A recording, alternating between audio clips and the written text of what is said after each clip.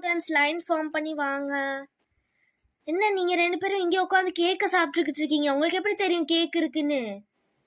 Ma'am நாங்க ஏற்கனவே பார்த்துட்டோம் மேம். Sorry ma'am. என்ன சாரி மேம்? சரி ஓகே, உங்களை அப்புறமா பார்த்துக்கிறேன். ஸ்டூடெண்ட்ஸ் வாங்க ஸ்டூடெண்ட்ஸ், நியூ இயர் செலிப்ரேட் பண்ணலாம். வாவ் கேக் சூப்பரா இருக்கே.